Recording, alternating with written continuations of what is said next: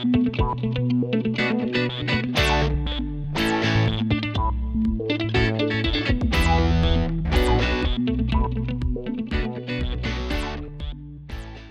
everyone, it's Shel C from PaperOcotilloStudio, and today I'm sharing with you a video hop.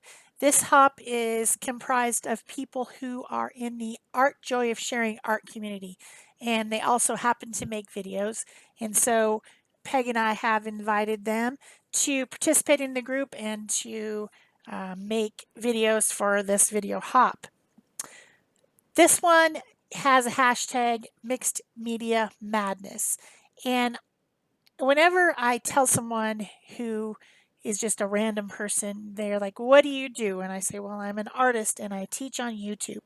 And they say, "What kind of art do you do?" And I say, "Mixed media." And they just look at me like, "What the heck is that?" They do. That's how they look. And so I have to explain it. Mixed media art refers to visual art form that combines a variety of media in a single artwork. For example, if you draw with ink, then you paint over it with watercolors, then you add some highlights with colored pencil, and then you throw some collage on there, and then you decide the background's too busy, so you paint it out with some acrylic paint. That's mixed media. You've used a lot of different things together on one piece. It's not just a single media. Media referring to something that you create art with, like paint or ink or something like that. So for this background, I decided to start with some gesso and a stencil.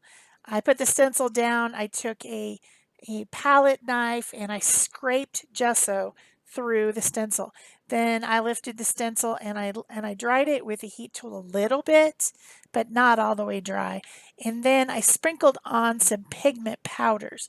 The color that I used was indigo, and then I also used midnight blue from the Pixie powders, which is a pigment powder that has mica in it, so it's shimmery. So I've got just a little bit of shimmer on there. You can see it if you turn the canvas back and forth. This is a 5x7 canvas panel that I'm working on, and also part of my 100-day project. Been doing mixed media collage all 100 days. So this is my background.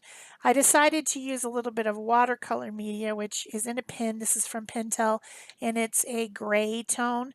I wanted to darken some of the areas and make the background more dynamic. So I just used this brush pen and then I blended it with a little bit of a water brush.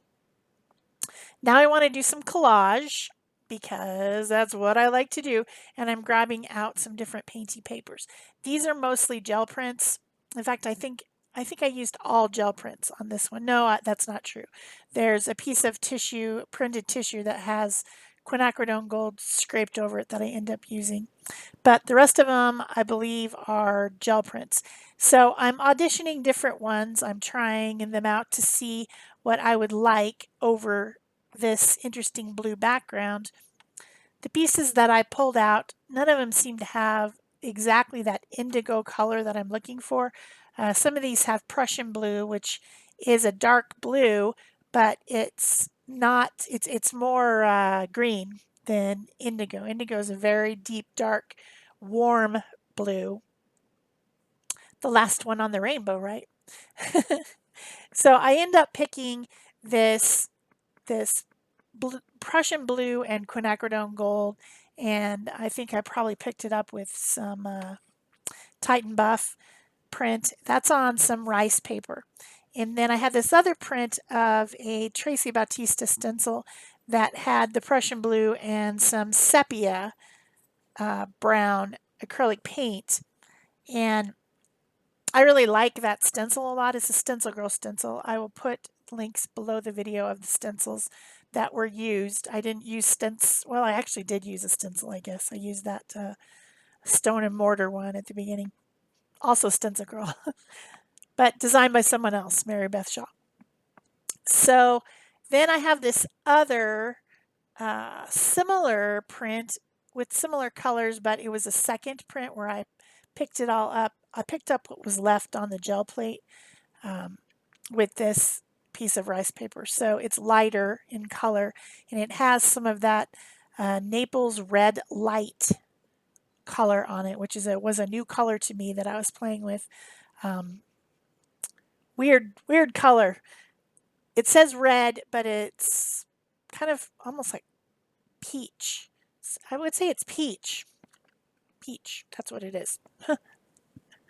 So I added those two pieces of rice paper down. I'm using Liquitex Matte Gel Medium, which is my preferred medium. Of course, there's lots of mediums out there, and you can pick which one you want.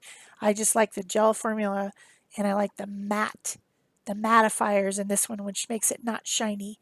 I'm not really into shiny stuff, so I don't tend to use gloss mediums.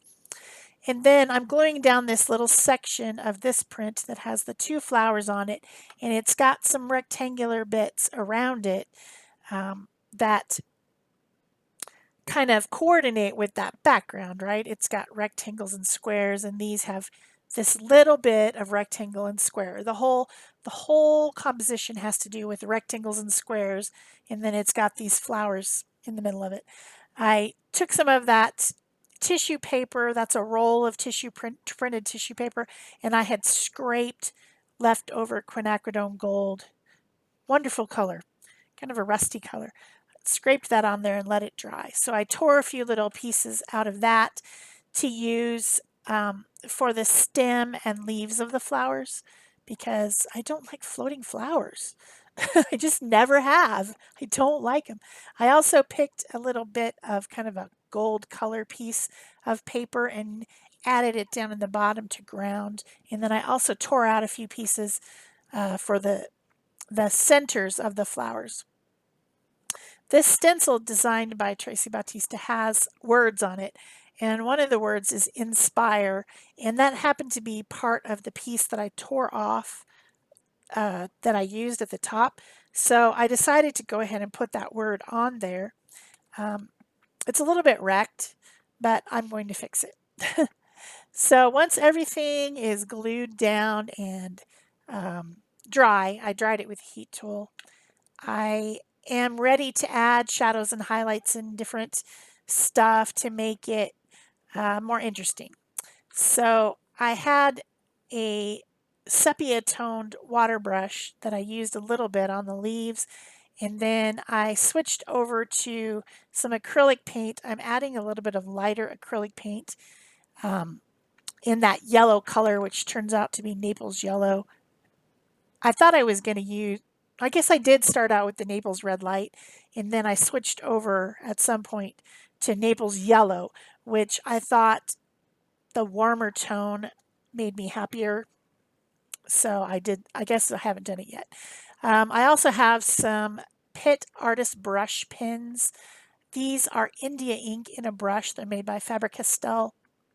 And if you are quick, you can blend them with water. And so I've got a water tank brush, and instead of leaving them with a hard line, I am blending out the ink quickly.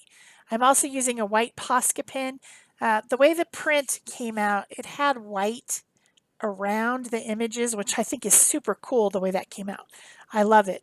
And, could I duplicate that? I could probably figure out something. But the thing about gel printing, it's called mono printing for a reason. It's because you only get one, and that's it. It's hard to duplicate anything. But I loved how those little white trails stayed around the images, and so I decided to, if there was a place that one was obscured or that I needed to touch it up, I did with the white Posca pen, and that's a fine tip pen. Now remember, this is a video hop, so please go down below the video in the description box and hop through all the links that are there. When you keep clicking on the top link, and when it comes back to my video, you've completed the whole hop. Give those ladies some love, give them a thumbs up, leave a comment or question, subscribe to their channels. All those things help all of us. Do that for my video too, of course. They help us, they help YouTube let other people find us, and that's how our channels grow. So please do those things for everyone in the hop.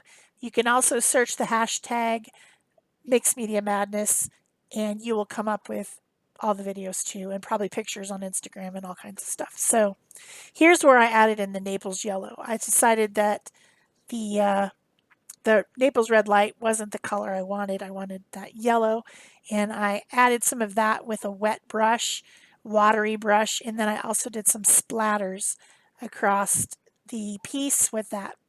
And that was it for me. Thanks so much for watching. Bye-bye.